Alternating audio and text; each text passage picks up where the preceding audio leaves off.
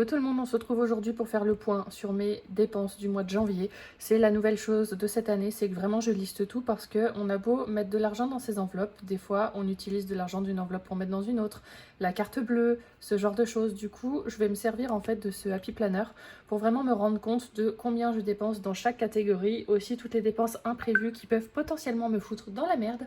On va voir tout ça aujourd'hui. Je m'étais fait un espèce de une petite légende en fait avec toutes les catégories et les couleurs. Comme ça, vous pouvez un petit peu suivre avec moi. Et donc, pour le mois de janvier, voilà, j'ai rempli un petit peu avec toutes les catégories, tout ce que j'ai dépensé.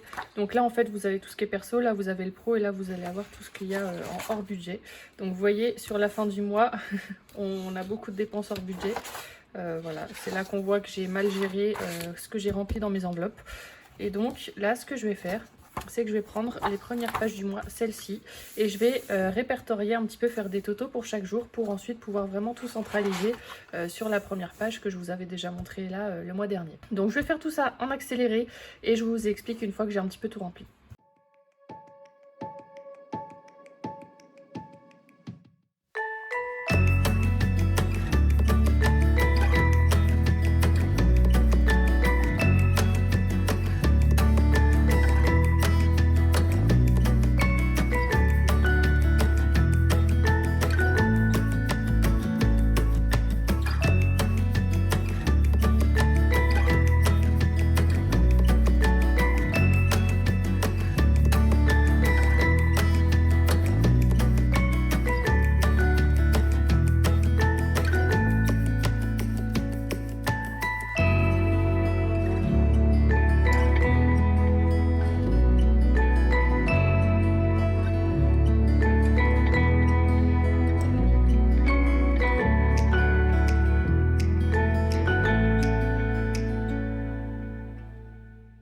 Voilà, j'ai fait un petit peu le point, donc là vous avez tout qui est un petit peu mieux arrangé. Si vous avez peut-être pas fait attention, mais alors toutes les dépenses hors budget que j'ai en rouge qui apparaissent du coup en bas de chaque, je les ai réparties avec les codes couleurs des catégories où elles font affaire, c'est-à-dire là. Par contre, j'ai écrit HB à côté, là par exemple vous avez sorti HB. Et tout ce qui reste en hors budget, en rouge, c'est vraiment les dépenses inutiles que j'aurais vraiment pu éviter. Comme ça, je vais me rendre compte entre les dépenses que j'aurais dû budgéter, qui étaient quand même utiles, par exemple la santé. Là, je vois, j'ai acheté des cachets pour dormir la nuit parce que j'ai encore du mal. J'ai une période où j'ai un petit peu de mal. Bon, c'était cachets à base de plantes, hein. Et là, par exemple, j'ai commandé mes lentilles pour 6 mois. Et c'est quelque chose que j'avais pas anticipé, mais ça reste, c'est pas une dépense qui ne sert à rien, c'est vraiment une dépense utile. Donc voilà, ça va me permettre vraiment de faire le point et de me rendre compte des enveloppes qu'il faut que je prévoie en fait en fonction des catégories, et vraiment ce qui a été dépenses inutiles, de vraiment m'en rendre compte. Par exemple, j'ai fait 2 commandes chez Colourpop et une commande chez Juvia's Place. Ça, c'est ce que j'appelle des commandes inutiles. Des petites bricoles sur Amazon, ce genre de choses, c'est pareil. Donc voilà comment j'ai fait la chose. Et du coup, maintenant, ce que je vais faire, c'est que je vais vraiment centraliser là dans bilan des dépenses toutes les catégories et vraiment me rendre compte de ce que j'ai dépensé dans chacune d'elles. Donc c'est le genre de truc qui fait pas très plaisir. Donc du coup là, ce que je vais faire, c'est que je vais tout simplement faire une addition de chaque couleur. C'est aussi con que ça, donc je vais essayer de les faire dans l'ordre de ma légende là, comme ça je m'y retrouve un peu mieux. Je le mets sur le côté, vous le voyez pas, mais voilà. Donc déjà on va faire l'alimentation. Donc comme vous savez, moi j'ai tendance à... Je me fais un budget de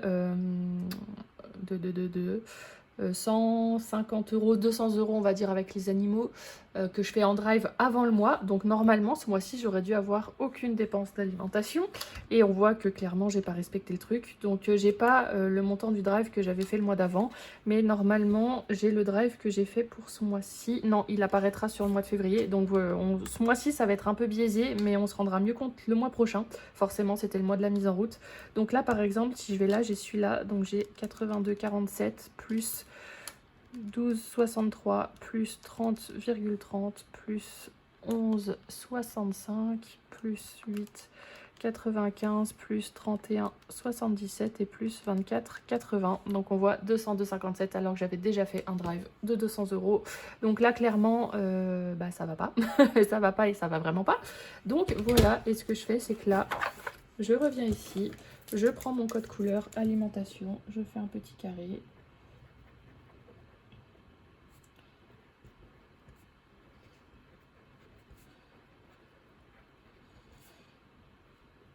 Et donc 202,57. 57 € et je vais mettre 100 drive.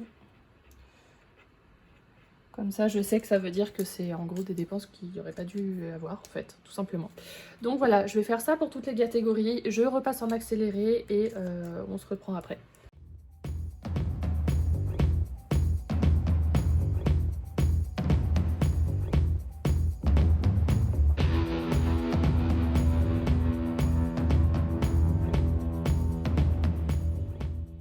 Voilà, du coup j'ai calculé le total, donc l'alimentation comme je vous ai dit au début, clairement ça va pas. Le carburant, je me mets un budget de 100 €, là en fait j'ai fait un plein de plus en fait, donc j'ai peut-être j'ai peut-être un petit peu plus vadrouillé, donc ça je vais voir si je dois augmenter le budget, si ça se confirme on va dire sur 2 ou 3 mois. Les sorties de 189,68 €, je m'étais mis un budget de 150 €, je vous avais dit que j'avais explosé et que ça allait pas du tout. Et là je me suis mis un budget de 300 € pour le mois de février, donc vous voyez là tout de suite je rentre beaucoup plus dans les clous, je vais voir. Au niveau du professionnel, 684,13 €. Alors ça, c'est payé via mon compte perso.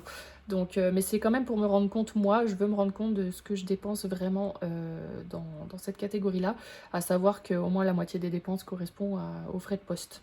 Donc voilà, les animaux 8,99 € sans le drive parce que j'avais fait un drive au niveau des courses et j'avais commandé la litière sur Amazon avant. Donc ça, pareil, pour ce mois-ci, c'est pas représentatif. On verra mieux le mois prochain. La santé, comme je vous ai dit, je me suis acheté des cachetons pour mieux dormir et mes lentilles tous les 6 mois. C'est une commande tous les 6 mois, donc ça, cette dépense-là, on va pas la retrouver les mois d'après. Mais c'est quand même ce qui peut foutre un budget par terre.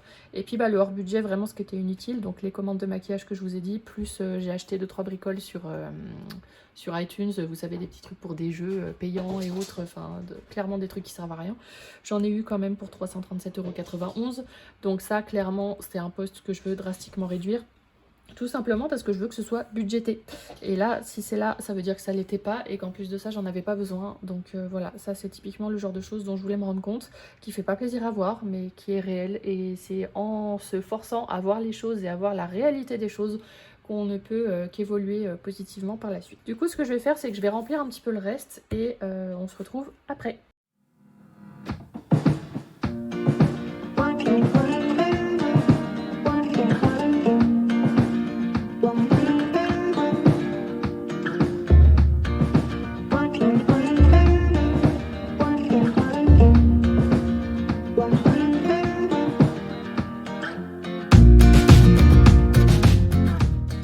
Voilà, une fois que c'est tout rempli, donc comme vous voyez là je vais mettre le total de commandes que j'ai eu sur le mois pour me rendre compte. Là c'est toutes les sorties de produits que j'ai faites. Là c'est l'évolution de ma perte de poids. Alors comme vous voyez, pas beaucoup de différence. J'avais bien commencé le mois de janvier et puis après j'ai fait un peu n'importe quoi. Mais je suis en train de vider mes placards, donc à un moment donné j'aurai plus rien qui me permettra de faire de la merde. Donc ça ira mieux. Et là bah, c'est le bilan des recettes. Donc le nombre de commandes sur Etsy, le chiffre d'affaires, le nombre de commandes sur mon site, le chiffre d'affaires, le total du chiffre d'affaires, les dépenses professionnelles, donc du coup c'est ce que j'ai mis là. Les charges, donc ça c'est tout ce qui va être URSAF, les commissions de mon site, tous les frais Etsy, voilà, toutes ces choses là qu'on voit pas mais qui sont là quand même. Et donc ça c'est potentiellement ce que je pourrais me verser comme salaire par rapport au chiffre d'affaires que j'ai fait. Donc c'est pas mal, mais ça me permet pas de vivre. Comme je vous ai dit, moi j'ai des charges fixes et variables d'environ 2000 €. Donc 1000 €, et bah on s'en sort pas. C'est quand même très très bien, hein, on va pas se mentir, mais c'est pas suffisant. Donc voilà, j'ai aussi besoin de ça pour me rendre compte un petit peu des choses. Et donc voilà un petit peu le total. Donc là, ce que je peux me faire un petit peu comme bilan, c'est déjà j'ai sorti pas mal de choses, donc ça je suis contente. Au niveau du nombre de commandes, on n'est pas trop mal, même si honnêtement je préférerais faire plus. La perte de poids, c'est pas trop ça, mais au moins ça me permet quand même de me rendre compte, de le noter et du coup de ne pas lâcher. Et ensuite là, et bah, je vois déjà là où ça pêche, là où je peux m'améliorer, sans forcément me taper dessus non plus, hein, qu'on soit bien d'accord. J'ai aussi des enveloppes de toute façon qui sont faites pour le plaisir, donc ce sera budgétisé, donc à partir de là je me tape pas dessus. Et puis là au niveau du pro, et ben, je me rends compte aussi des chiffres d'affaires que je fais. Vous voyez, quand vous me demandez pourquoi est-ce que j'ai encore Etsy, pourquoi est-ce que je fais pas sur mon site, bah si je fermais Etsy, clairement je serais passée à côté de ça de chiffre d'affaires, donc non, clairement je vais pas passer à côté. Et puis du coup bah, on se rend compte avec les dépenses professionnelles plus les charges, parce que moi je calculais les charges mais les dépenses professionnelles je me rendais pas forcément trop compte de ce que ça représentait. Et bah du coup le fait de faire ça, je le vois, et du coup pour moi c'est plus clair et c'est mieux. Donc du coup voilà, je remets la feuille bien sûr dans son là où il faut qu'elle aille. Donc vous voyez, c'est ça qui est bien avec les Happy Planner, c'est que c'est vraiment des feuilles qu'on peut mettre vraiment comme ça. Après on n'a plus qu'à appuyer pour réenclencher la feuille. Tac tac Tac, et voilà, ça y est, elle est rangée. Et du coup, voilà pour le mois de janvier.